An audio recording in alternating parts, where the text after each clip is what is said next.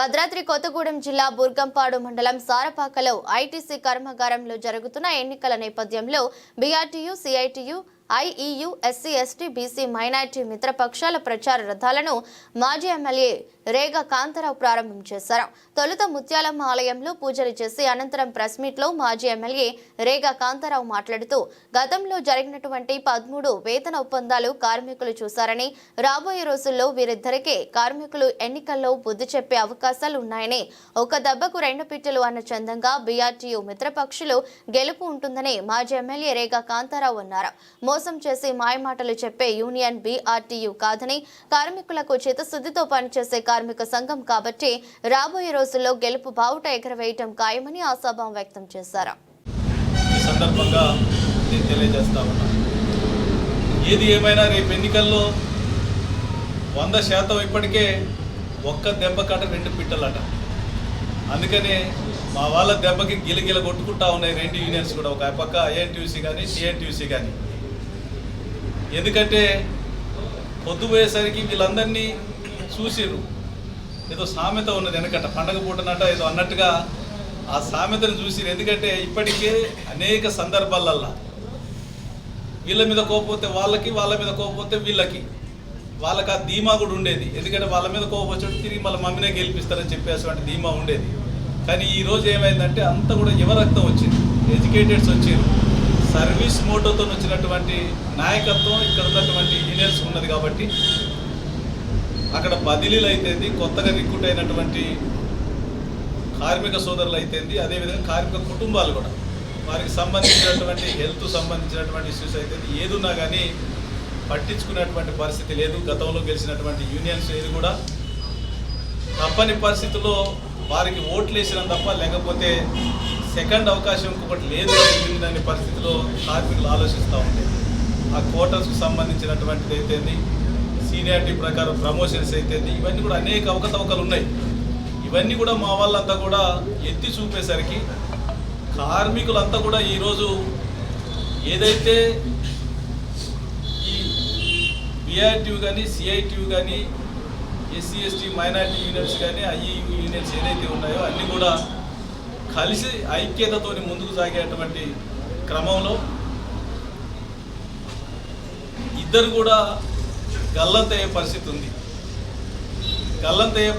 కాబట్టి అసలు ముందు వాళ్ళు ఈ ఎన్నిక కోసం కాదు, ముందు ప్రధానంగా భవిష్యత్తు మీద వారికి బెంగపట్టుకుంది. ఎందుకంటే ఇప్పుడు ఏమైందంటే కాంగ్రెస్ పార్టీ బ్లెస్సింగ్స్ మాకుంటాయి అనుకున్నారంతా. కాంగ్రెస్ పార్టీకి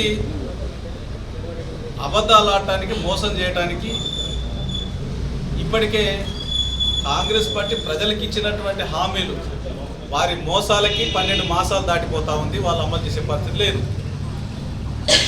కాబట్టి వాళ్ళందరికీ తెలిసి ఎప్పుడు కూడా తెప్ప తగలబెట్టే రకం.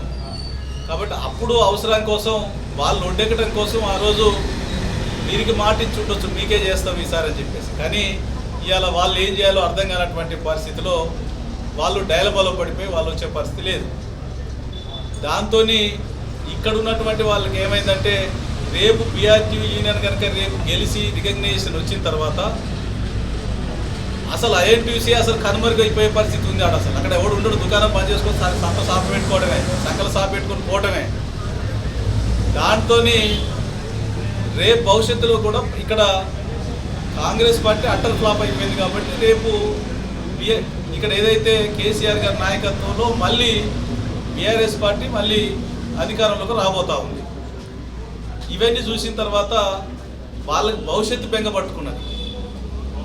బెంగపట్టుకున్నది. దాంట్లో మళ్ళీ సిఐటియు కమ్యూనిస్టులలో నిస్వార్థంగా ప్రజల కోసం ప్రజా ఉద్యమాలు నిర్మించినటువంటి సిపిఎం పార్టీకి సంబంధించినటువంటి యూనియన్ ఏదైతే ఉందో, వాళ్ళు ఒక్కరుండని కానీ, ఇద్దరుండని కానీ, ముగ్గురుండని కానీ, ఒక పద్ధతి ప్రకారం వాళ్ళంతా కూడా న్యాయబద్ధంగా న్యాయం సైడే వాళ్ళు ఉంటారు తప్ప ఓటమి గెలుపు అనేది ప్రామాణికంగా తీసుకున్నటువంటి వ్యక్తులు వాళ్ళు. కాబట్టి అటువంటి నిబద్ధత కలిగినటువంటి వాళ్ళు కూడా పక్కన సపోర్ట్ ఉండేసరికి వాళ్ళకి ఏం చేయాలో అర్థం కాక, అనుభవం లేదని, వాళ్ళ దగ్గర పైసలు లేవని, అంటే పైసలు ఉంటేనే ఎన్నిక, లేకపోతే కాదా? పైసలు లేకపోతే ఎలక్షన్ కాదా?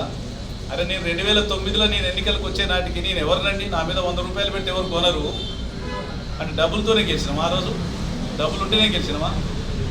ప్రజలలో ఇవాళ తిరుగుబాటు వచ్చింది, కార్మికులలో తిరుగుబాటు వచ్చింది. కార్మికుల శ్రేయస్సు కోసం, కార్మికుల అవసరాలను తీర్చేటువంటి యూనియన్ ఏదైతే ఉందో, చిత్తశుద్ధితో పనిచేసేటువంటి యువకులు ఎవరైతే ఉన్నారో, నాయకత్వం వహించేటువంటి యూనియన్ ఏదైతే ఉందో, ఆ యూనియన్కి మద్దతు తెలపాలనుకుంటే అది PRT నుండి మరి బాణం గుర్తు కొట్టేసి గెలిపించాలని చెప్పేసి కార్మికులందరూ కూడా ఎదురు చూస్తూ ఉన్నటువంటి తరుణంలో వాళ్ళకి భయం పట్టుకొని డబ్బులు పంచుతారు. పంచని వాళ్ళ దగ్గర డబ్బులు ఉన్నాయి. చిన్న బ్రాంచ్ ఇక్కడ కాంగ్రెస్ పార్టీలో ఖమ్మం జిల్లా శాఖకి ఇది ఒక బ్రాంచ్ ఇక్కడ ఉన్నది.